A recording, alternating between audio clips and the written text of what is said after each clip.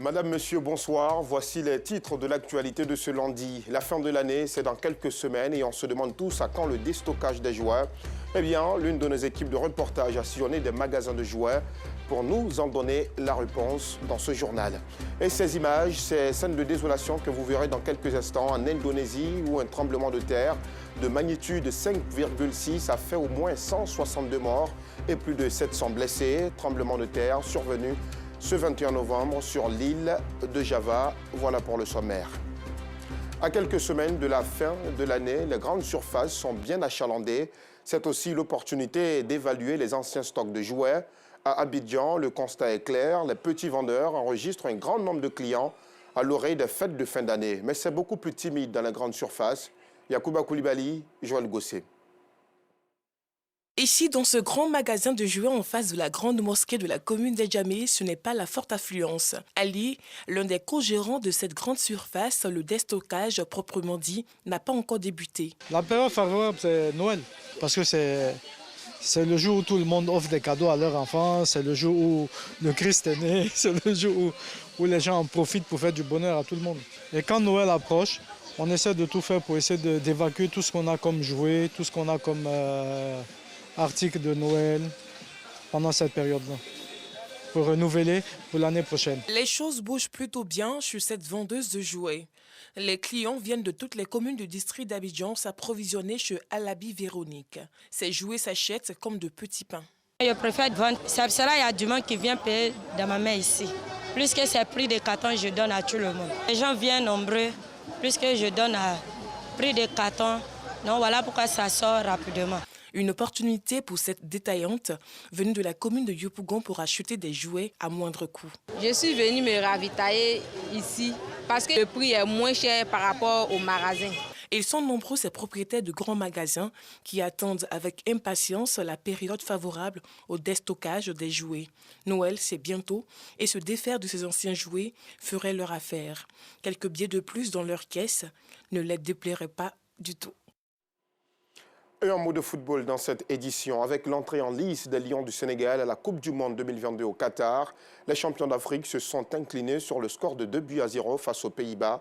Mais avant la rencontre, dans la commune de Treichville, les supporters sénégalais se sont rendus au travail, parés de gadgets et de maillots à l'effigie de leur équipe nationale, comme nous le montrent Abdelaziz Guira et Joël Gossé. C'est vêtu d'un maillot de l'équipe nationale du Sénégal que Bitey Faliou se rend au travail ce matin. Les Sénégalais, toujours, voilà, on est au boulot. La nation joue. Voilà. On est la première équipe africaine à rentrer en lice aujourd'hui. Bon, on est champion d'Afrique. Hein. Voilà, donc on doit faire honneur à l'Afrique pour montrer que la meilleure équipe d'Afrique rentre aujourd'hui en lice contre une grande équipe du monde qui est l'Hollande. Et Inch'Allah, on espère qu'on va créer l'exploit. Comme lui, nombreux sont ces supporters du Sénégal qui, parés des couleurs du drapeau sénégalais, sillonnent les rues de la commune de Treichville. Nous trouvons quelques-uns en pleine discussion. On est derrière les Lions de la Teranga. C'est le drapeau de notre pays, le cher Sénégal. Pour cela, aujourd'hui, on est là avec la couleur du pays.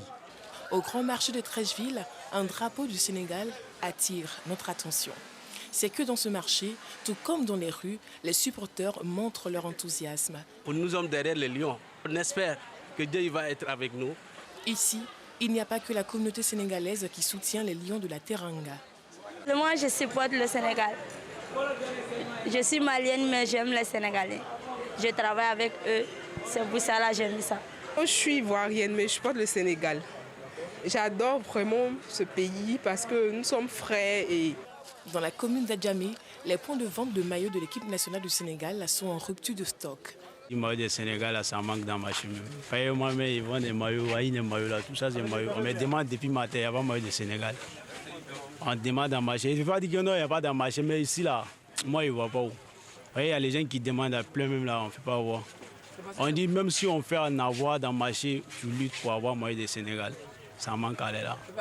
Vainqueur de la Coupe d'Afrique des Nations 2022, l'équipe nationale du Sénégal nourrit beaucoup d'espoir chez les passionnés du football. Dans le reste de l'actualité sportive, forcément, puisque nous sommes lundi, les éléphants de Côte d'Ivoire, eux, ont concédé leur première défaite face au Burkina Faso 25 ans après. Pour en parler, Salif Ouattara est avec nous. Bonsoir Salif. Bonsoir Alassane. Alors on va revenir aux éléphants tout à l'heure, mais c'est la Coupe du Monde au Qatar 2022. Ambiance à Treichville avec les Sénégalais, c'est toujours comme ça lorsqu'il y a de grandes compétitions footballistiques? Oui, il n'y a pas que Treichville. Je me rappelle quand même avoir écumé quelques communes ici à Abidjan à la recherche de quelques ressortissants des différents pays africains. C'est typique pour le Sénégal parce que le Sénégal, c'est un pays qui n'est pas loin de la Côte d'Ivoire, c'est toujours en Afrique de l'Ouest. Donc on sait toujours se retrouver entre Africains de l'Ouest, mais il y a également les Tunisiens et même peut-être vous serez surpris des Libyens qui vivent ici, qui pendant la Coupe du Monde ont cette ferveur-là, cette chaleur, veulent vraiment participer à cette fête du foot mondial. C'est la même chose aussi pour les Ghanéens, les Nigérians, on les trouve du côté de Marcory. C'est plaisant, ça me donne quelques souvenirs de ce qui s'est passé en 2018 et en 2014 et de fortes communautés en tout cas qui sont présentes ici, qui font toujours vivre la fête comme il faut. Très bien. Salif, j'en suis obligé. Est-ce que le Sénégal et les autres équipes africaines qui sont en lice au Qatar ont de fortes chances de gagner cette Coupe du Monde? Je ne suis pas un afro-pessimiste. J'opte pour l'optimisme. Je souhaite en tout cas que cela soit le cas. On a vu la performance du Sénégal en Coupe d'Afrique des Nations, là où certains avaient parié que c'était impossible. Le Cameroun, avec son président de fédération, Samuel Eto'o, l'a dit carrément, ils vont là-bas crânement pour essayer de remporter cette compétition. Je suis un afro-optimiste et je l'espère vraiment. Très bien. Nous aussi, nous l'espérons et nous souhaitons tout naturellement une très bonne chance aux équipes africaines en lice au Qatar. Avant de continuer, nous allons tout naturellement parler de l'équipe nationale de football de Côte d'Ivoire, les éléphants. Mais avant, regardons ensemble l'analyse et les réactions des joueurs après la défaite de 2-1 contre le Burkina Faso. C'est avec notre envoyé spécial, Seydou Koulibaly, au Maroc. Le Burkina Faso, sans peur de l'ogre ivoirien, a présenté une équipe à vocation offensive avec un Bertrand Traoré percutant dans le couloir droit et les milieux pressants haut les éléphants. Un adversaire venu chercher un résultat face aux Ivoiriens qu'il n'avait jamais battus. Jean-Louis Gasset a aligné un 11 totalement remanié avec 7 nouveaux joueurs dont Wilfried Zaha, Serge Aurier, Nicolas Pepe et autres. Sans véritable percussion en attaque, les éléphants se montrent fébriles en défense tout en se faisant bouffer dans les duels de l'entrejeu. L'expérimental charnière centrale d'Élie Simon, Jean-Philippe Bagmé et les multiples rétropasses de Serge Jean-Michel au milieu de terrain permettent aux Burkinabés d'être plus présents dans le jeu et de mieux presser haut les éléphants.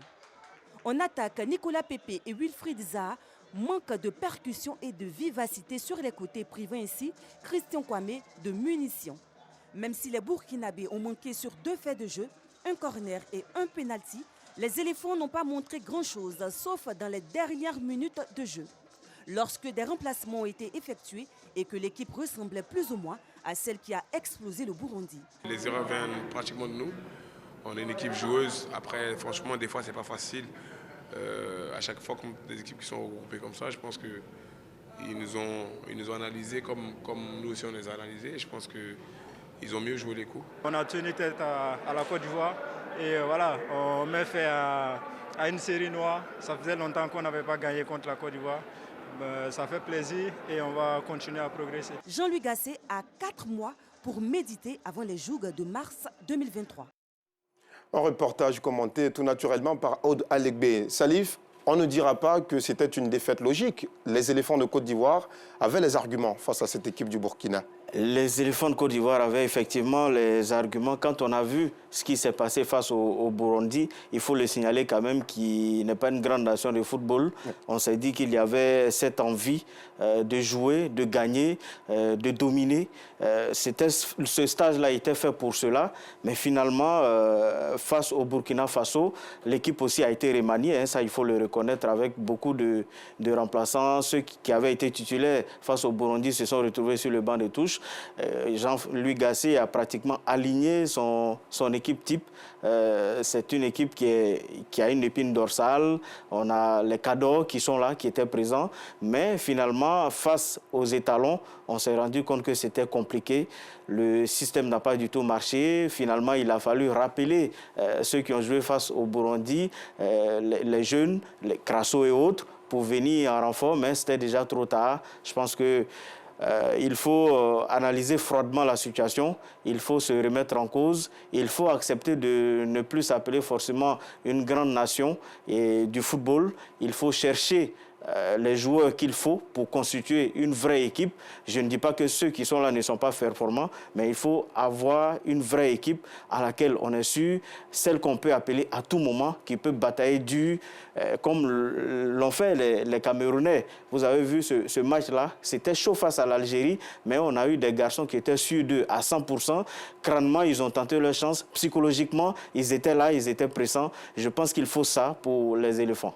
Alors, rentrons dans le cœur du match lui-même. Défensivement, il y a eu quand même beaucoup de failles au niveau des éléphants. Est-ce qu'on a aujourd'hui une charnière centrale capable de défendre nos couleurs? Le sélectionneur Jean-Louis Gasset, il est clair. Il a dit dans toutes les options, dans tous les compartiments, il est à la recherche d'un groupe.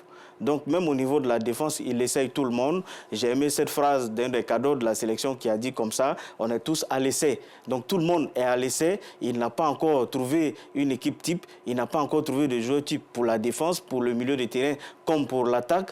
Et pour le moment, il essaye les différentes touches. Il essaye de voir quelles sont les combinaisons qui peuvent marcher. Face au Burkina Faso, pour être précis maintenant, je constate qu'effectivement, il y a beaucoup de choses qui n'ont pas marché au niveau de la défense, surtout au niveau de Deli Simon, qui avait donné beaucoup d'assurance pendant la CAN passée au Cameroun. On a senti quelques hésitations, mais cela aussi est dû sûrement à la pression. C'est vrai que c'est un professionnel, mais quand vous venez et on vous dit que vous êtes à l'essai, vous voulez tellement vous donner que souvent, vous êtes surpris et vous pouvez faire des erreurs sans vous en rendre compte. Très bien. Et durant ce stage marocain des éléphants, il y a eu deux phases. D'abord, le premier match face au Burundi et ensuite face au Burkina. On a remarqué deux équipes totalement différentes. La première équipe, c'était une équipe de novices, de footballeurs qui étaient, pour certains, à leur première sélection avec la Côte d'Ivoire, alors qu'on avait des cadors, comme vous les appelez, face au Burkina. Par contre, la première équipe gagne 4-0 et les cadors n'arrivent pas à s'imposer. Alors, comme je le dis, il faut prendre match par match. Le Burundi, ce n'est pas une grande nation de football. Ça, il faut qu'on se le dise clairement. 42e au classement Afrique, face au 9e classement Afrique, qui est la Côte d'Ivoire, quand même, il y a un gap. Donc, forcément, les Burundais sont venus hésitants. Ils ont cravaché. Et puis, en face, il y avait des jeunes aussi à qui on a donné le discours de la gagne, qui viennent d'arriver, qui veulent vraiment faire leur preuve, qui veulent rester dans cette sélection, comme Jean-Philippe Crasso et autres. Et donc, ils ont tout donné dans ce match, mais je ne pense pas que s'ils étaient alignés face au Burkina Faso, ça aurait donné la même configuration. Je ne pense pas qu'ils auraient fait 4-0, mais il faut déjà saluer la dynamique dans laquelle se trouvent ces jeunes-là. Il faut, je pense, les garder, pourquoi pas entretenir tous ces jeunes-là au sein de la sélection, même si ce n'est pas forcément avec les seniors. Il y en a qui peuvent encore jouer avec le U23, mais il faut les garder, il faut les mettre dans l'ambiance, dans le bain de la sélection. Très bien. Dernière question, Salif, si vous devriez noter ce stage des éléphants au Maroc, d'abord l'entraîneur Jean-Louis Gasset, le technicien français, vous lui donnerez combien, et aux éléphants aussi? Alors, je crois que l'entraîneur était allé dans le but. Il nous l'a dit ici en conférence de presse à Abidjan avant de prendre le vol pour Marrakech. Il était allé dans le but de trouver un groupe. Je pense qu'il n'a pas trouvé ce groupe. Donc, je ne le noterai pas, mais vous avez plus ou moins compris ma pensée. S'il n'a pas trouvé ce groupe et que le prochain stage est en mars, devinez qu'on peut avoir des surprises pendant la CAN qu'on joue chez nous ici. Donc, la note, elle n'est pas, pour moi, elle n'est pas passable, elle est médiocre pour le moment. Au niveau des joueurs, je pense qu'il faut continuer à encourager les plus jeunes. Rien que de par ce fait, je dirais que la note, elle est passable. Très bien. Merci beaucoup, Salif Ouattara. Merci Alassane. Merci d'avoir répondu à l'invitation de la rédaction. Après les plaintes des commerçants quant à la cherté de la vie durant les mois d'avril, mai et juin, place à la période d'abondance favorable aux productions. Sur le marché, l'on rencontre une abondance de denrées alimentaires. Et pour accompagner cette bonne saison, un arrêté ministériel portant plafonnement des prix de certains produits de grande consommation a été signé le 16 novembre dernier. Anissette Konan-Blessing, Enza Traoré. Le mois d'avril, mai et juin ont fortement pesé sur le panier de la ménagère. Le prix des denrées alimentaires connaissait une envolée drastique. Mais depuis quelques jours, le secteur du commerce connaît une embellie. L'offre est beaucoup plus importante. Le prix de la banane plantain De la pomme de terre, de l'oignon et bien d'autres denrées sont accessibles. Les clientes sortent des marchés de plus en plus satisfaites. Ça dépend aussi des différents poissons, en fait, il y a les différents types. Il y en a, tu peux trouver un peu plus moins cher. Il y a certains aussi, bon, le prix qu'on dit, c'est un peu cher, mais quand tu regardes, tu vois que c'est un peu raisonnable aussi. C'est bon, elle a fait bon pour essayer de bien faire diminuer un peu. Il y a manioc et puis banane, et puis un peu de crabe, et viande de bœuf pour casson. C'était bien servi par rapport à avant. Ces commerçantes du marché Gouraud dans la commune d'Adjamé nous donnent les raisons de la baisse des prix des produits de première nécessité. Il y a banane sur le marché, c'est sorti. Le prix a baissé. Donc c'est versé maintenant. Avant, c'était régime, là, on peut vendre 3 000, 4 000, 5 000. Il y a pour 10 000 même. Mais maintenant, c'est sorti. Il y a pour 2 000, il y a pour 1 500, il y a régime de 1 500, il y a régime de 1 000 francs. Il y a pour 500 aussi. Jusqu'en décembre, mois de décembre, janvier, il y en a. Pour le moment, c'est bon. C'est un peu sorti. Puis les mois passés, le kilo était à 800. Maintenant, ça a descendu jusqu'à 600. Ça se passe bien. Chacun arrive à faire ses achats sans problème. Adama Kamara, commerçant grossiste d'oignons, nous avoue qu'il préfère liquider la marchandise pour éviter qu'elle se décompose. Avec le fait, si ça vient beaucoup, voilà, tout le monde a ça. Si ce n'est pas vendu, forcé, ça va rester dans la main. Voilà, donc tu vends comme les autres. En tout cas, si ça vient beaucoup, il n'y a pas de problème. Le prix va casser. Le prix va diminuer. Il y en a un peu. Ça vient un peu. Comme en fait n'est pas encore arrivé d'abord, ça a un coup de roue d'abord. Ça vient un peu. Si ça vient, voilà, on va voir le prix. Peut-être que même ça va diminuer jusqu'à 11 000, 10 000, voilà. Idem pour les acteurs de la filière bétail. Chez Rachidi, le boucher, le prix du kilogramme de viande a baissé de 200 francs CFA. Il passe de 3 000 francs à 2 800 francs CFA. Actuellement, il y a viande maintenant. Bon, le kilo de viande, actuellement, quand on est là-dessus maintenant, quand on débrouille un peu, 2 800 le kilo. On est de 3 000 francs, 2 800 le kilo normal. Dans la commune de Cocody, le prix des denrées alimentaires n'a pas connu de baisse. En cause, la hausse du prix du transport. Aujourd'hui, là, c'est Soso qui sont à Fresco. En tout cas, ça fait une semaine que c'est sorti. Il y a Soso même. C'est cher. C'est un peu sorti, mais le prix des bananes, c'est toujours cher parce qu'on dit les transports, les carburants ont augmenté, les transports sont chers actuellement. Donc quand les femmes amènent, ils trouvent que sans ça, là, il faut qu'ils augmentent les prix. Ça nous fatigue, nous-mêmes, ça nous fatigue. Lors du dernier Conseil des ministres, un arrêté interministériel portant plafonnement du prix de 7 produits de grande consommation, dont l'huile de palme, la viande de bœuf, les pâtes alimentaires, la tomate, le sucre, le lait est entré en vigueur. Le Conseil national de lutte contre la vie chère veut ainsi protéger le panier de la ménagère. Dans le reste de l'actualité, 6 ans après l'attentat terroriste de Grand Bassam, le procès va s'ouvrir le 30 novembre à Abidjan. Selon l'AFP, la chambre de l'instruction de la Cour d'appel d'Abidjan a renvoyé devant le tribunal criminel 18 personnes pour des actes de nature terroriste en relation avec une entreprise collective ayant pour but de troubler gravement l'ordre public par l'intimidation ou la terreur. En Afrique du Sud, l'ex-président Jacob Zuma, qui a officiellement purgé une peine de 15 mois de prison, doit retourner derrière les barreaux. La liberté conditionnelle dont il jouit pour raison de santé étant contraire à la loi. Et ces images, ces scènes de désolation en Indonésie où un tremblement de terre de magnitude 5,6 survenu ce 21 novembre sur l'île de Java a fait au moins 56 morts et plus de 700 blessés.